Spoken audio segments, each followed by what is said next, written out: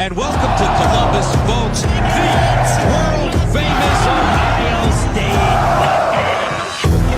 Y'all Scarlet Unis, I think they'll sweet. So the Ohio State Buckeyes have been all over the place lately, and I mean that in the best way possible. The recruiting momentum is absolutely rolling, a ton of decisions are looming and are on the horizon, and there's honestly just a ton to talk about with Ohio State football right now. It feels like every other day a top prospect is announcing their commitment or their commitment to somewhere else. With the way the current landscape of college football is and how it's ever changing every single day, people are just flipping their commitments every single day. It's absolutely out of control, or they're teasing a big decision. And Ohio State has right been in the middle of all the chaos, and Ryan Day and this staff are not letting up at all. And today we have to dive right into the middle of all of it, from the newest commitment to some potential future Buckeyes, and the latest unfortunate drama with Luke Wafle's recruitment. This video is going to break down it all, so make sure you stick around through the whole thing because this is a really important stretch for Ohio State's near future, especially on the recruiting trail. But before we get into everything, I would really appreciate it if you would drop a like and subscribe.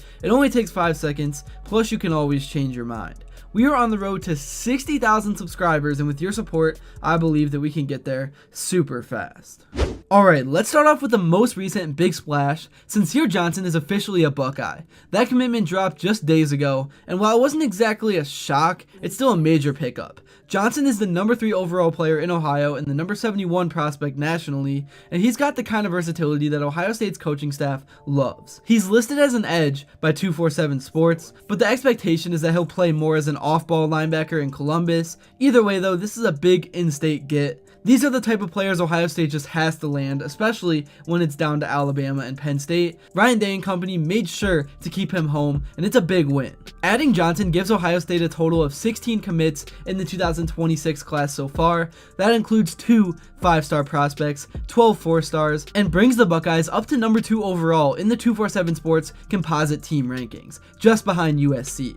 The Buckeyes are also now ranked as the top team in the Big Ten in terms of 2026 recruiting, and they're showing no signs of slowing down anytime soon. Breaking down the class by position, Ohio State is stacking talent across the board. At wide receiver, you've got Chris Henry Jr., the 5-star talent and number 3 ranked receiver in the entire country. Even though 247's individual site bumped him down, the composite still sees him as elite. He's joined by Caden Dixon-Wyatt, Jaden Ricketts, and Brock Boyd, a group that's giving serious Carnell Tate, Brian Hartline approved vibes. That's 5 commits at receiver alone, and there's a legit case this could be one of the deepest wide receiver classes in recent memory. On the offensive line, the Buckeyes currently have Sam Greer, Maxwell Riley, and Tucker Smith. Greer and Riley are 2 of the top 6 players in Ohio, both are 5-stars, while Smith is the lowest ranked commit overall in the class, but he's still a top 10 player in Arizona. The staff is most definitely looking to add a 4th lineman, especially with Aaron Thomas trending toward Texas A&M, but the foundation is definitely strong, so nothing to worry about there. The future is bright at O-line, just like it is at almost every single position on the team. Defensively, there's a lot to like as well. Blaine Bradford, the number 2 player in Louisiana, committed out of LSU's backyard. That's a major win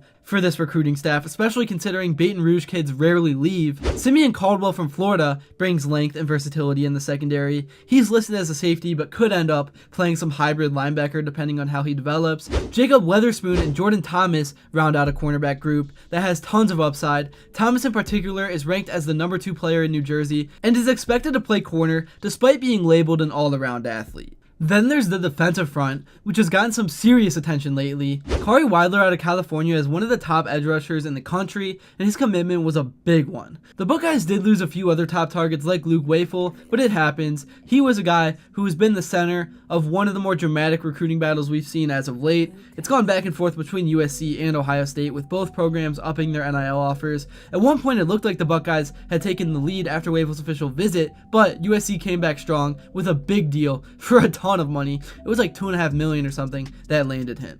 And the NIL bidding war just in general for Wafle was crazy, and really it's just crazy for the sport. Like, it is a crazy time that we are living in, and it highlights the new landscape of college football recruiting. According to multiple reports, Wafle was on track to secure at least $1 million per year in NIL money, with the current offer potentially totaling over $2.6 million for 2 years. That's elite and life-changing money for a high school prospect, and it clearly played a big role in his decision. decision. I mean, I wouldn't pass up $2 million personally, make it 2.6 even better. The Buckeyes did not give up though. They tried to pursue, but it just did not happen, which is totally understandable and okay, especially with the way that things are nowadays, with Ohio State already having the most expensive team in all of college football without him. Outside of him though, there is a ton of activity coming up. The Buckeyes have a long list of targets that are set to announce their decisions soon. 4-star tight end Max Sutter is reportedly leaning toward Alabama, but Ohio State has made a real push and has surprised a lot of insiders. Same with Cameron Brinkle, the defensive tackle out of Florida,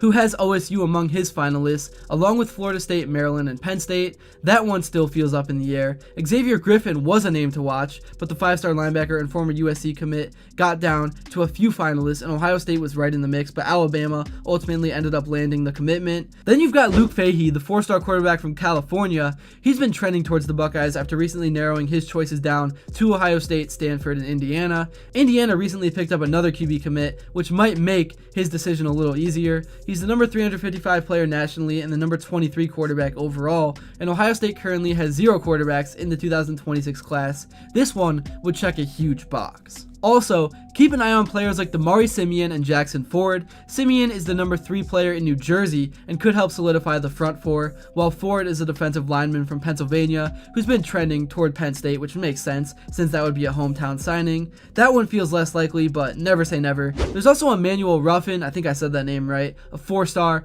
from Alabama, who recently shocked a few people by putting Ohio State and LSU in his final 2, leaving the Crimson Tide out. That commitment is set for July 4th. That's kind of a fun USA type of commitment, and that would be another big Southern win for the Buckeyes if they can pull it off. And then as we move into July, the next 7 to 10 days could be massive for Ohio State's 2026 recruiting class, with all the talent on the board and a handful of high-impact targets making announcements soon.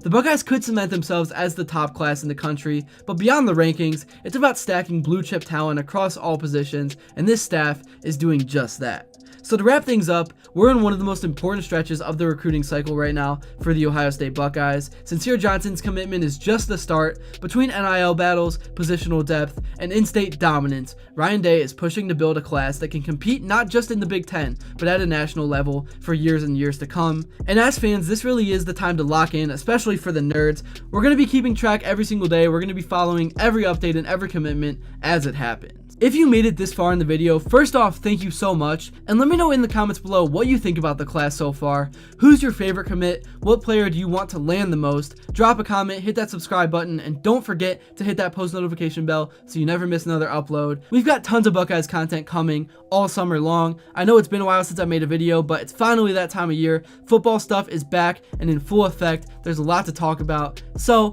never miss another video, and until then, I will see you all later.